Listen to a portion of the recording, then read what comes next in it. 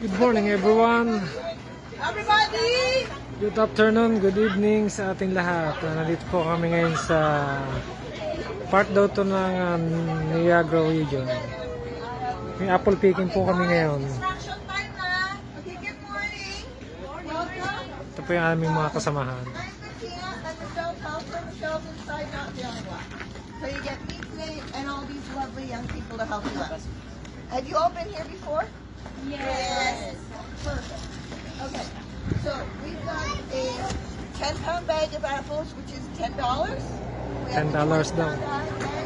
Ang 10 bags. We have iBread, which are here in the orchard, and we have some Empire down there in the orchard, and a few Red Delicious. And Red Delicious. So, any questions? Oh, sorry, Ida Red. You can store them all winter.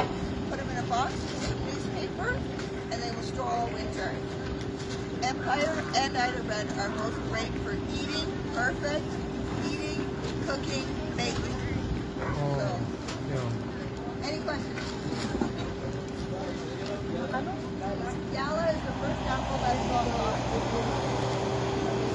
First apple is Gala and Wednesday, but the first Saturday will be on that. Binariping muna kami rito Okay, honey crisp. bago kami pumunta sa mismong You gotta come farm. early. Come at the beginning of apple picking season, and then you can get the honey crisp.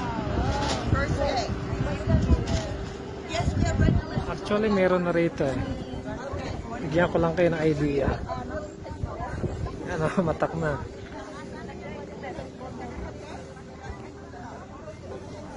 Matak na oh. Ha. Yan. Wala, mangain ka na ng sagad. Patuwa naman. Dami oh.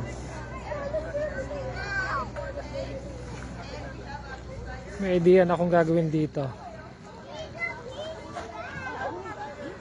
Hahaluan ko to ng saging, food shake ang gagawin ko rito. Bukana pa lang to mga katropa. Kung baga sa kuwan eh, patikim pa lang itong area na to. Doon sa main nila, pakalawak siguro doon. Dami oh. Anong gagawin kaya dyan oh? Hayaan na lang dyan oh.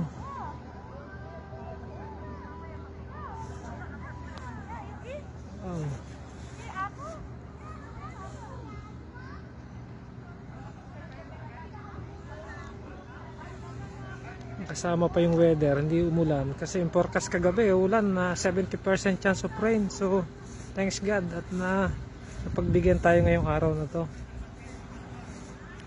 Yan. Siguro hanggang dito yung kanilang sa ibang property na siguro to. Yan. So punta tayo dito sa side na to. Laglag na lang.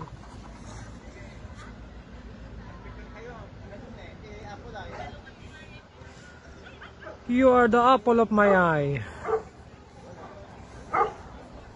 Lagi kong naalala yung sabi ni Doc Willie and Doc Lisa. One apple a day keeps the doctors away. Medyo hilaw pa.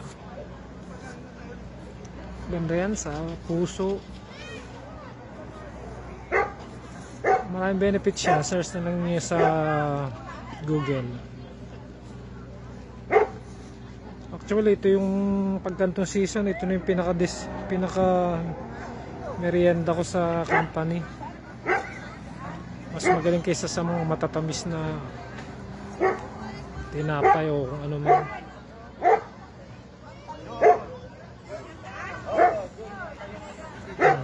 Ito yung aming mga kasamahan. Sambas po kami. Yung iba may mga sariling sasakyan. Sa nauna na rito.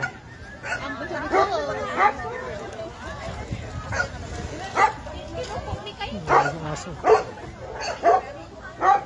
natin dito sa kabilang side. Papakalawak yun.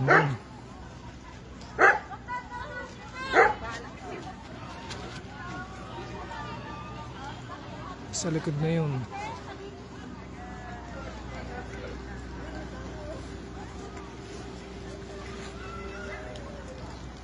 Ito, isang basket. Eat all you can. Bring all you can. Pero syempre, pagka nag-bring na tayo, titimbangin nila yan. Basis orientation. Pero may binigay na tip na kanina sa bus pa lang. Mas maganda kung bawa partner kayo, isang bag na malaki, may bag na binibenta para mura-mura, tapos hatiin na lang sa bus.